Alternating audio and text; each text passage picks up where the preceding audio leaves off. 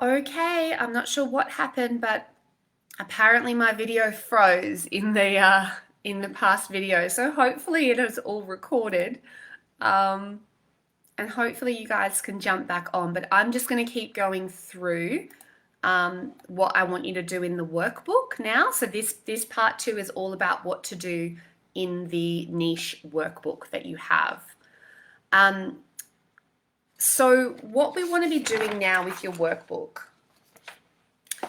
you will notice, whoever's on, actually, I can see there's someone who's jumped back on. Can you just let me know, lovely person, that you can see and hear me now so that I know that there's tech issues. Oh, good, there's more people jumping on.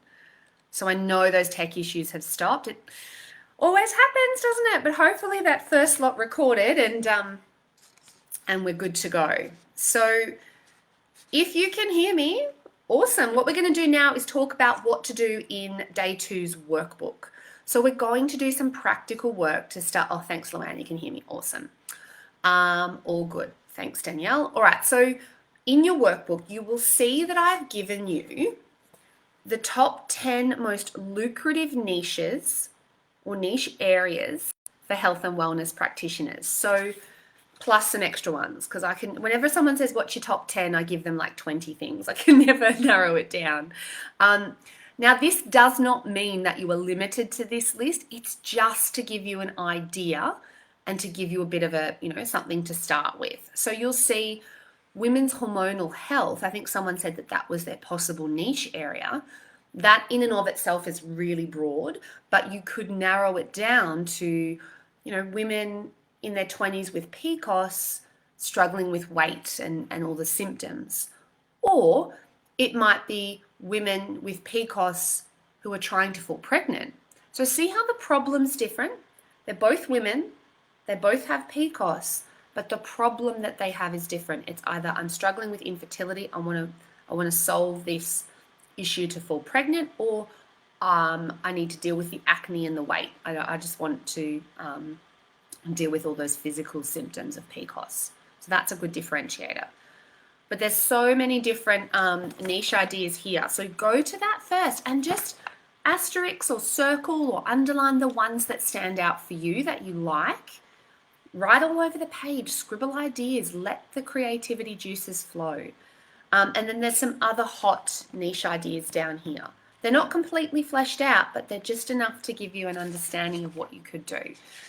Then in your workbook, and I'm not going to go through this with you all now because we are up for time, but it is really work that you need to go off and do for homework today or tonight, and then we can brainstorm again tomorrow and throughout the week. If you want to post in Prosperous Practitioner any like pictures of your workbook or any questions you have, you've got all of this week to do that. I'm more than happy to help. But what I want you to do is the next page is starting to define your niche. So you start with your ideal client. My ideal client is, it could be a perimenopausal woman, or a lady who's just had a baby, or a man with a big fat beer belly. Oh, that's terrible, isn't it? You know what I mean? Just tell me about your ideal client. Who are they? What defines them? How would they define themselves?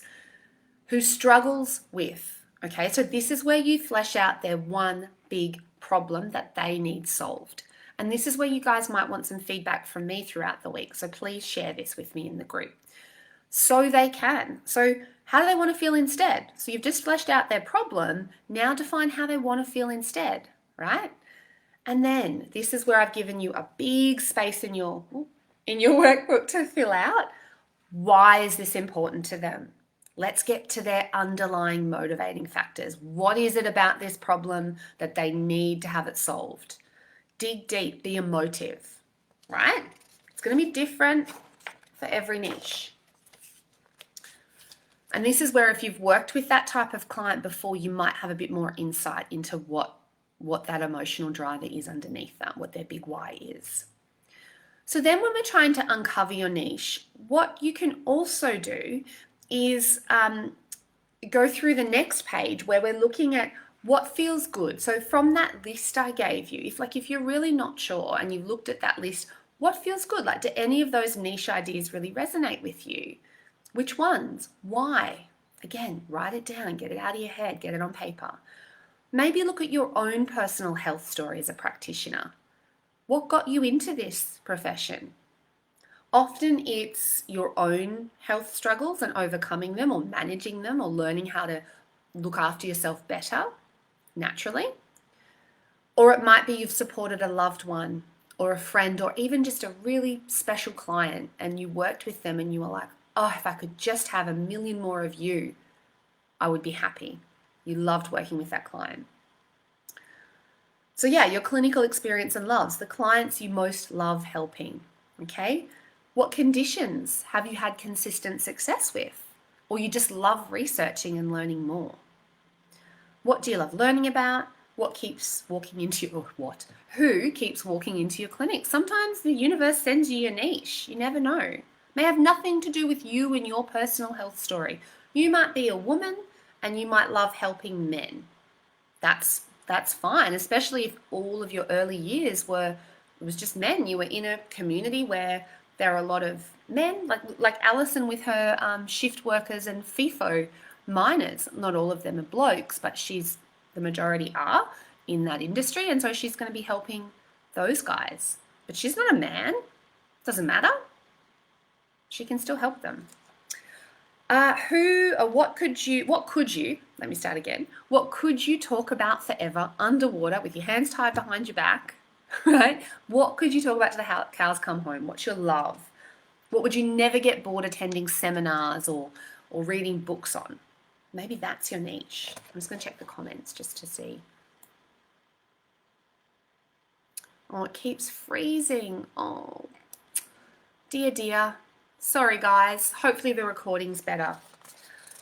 And then there's a section for notes. So look, I might leave it there because it sounds like we're having some tech issues. Fill out your workbook.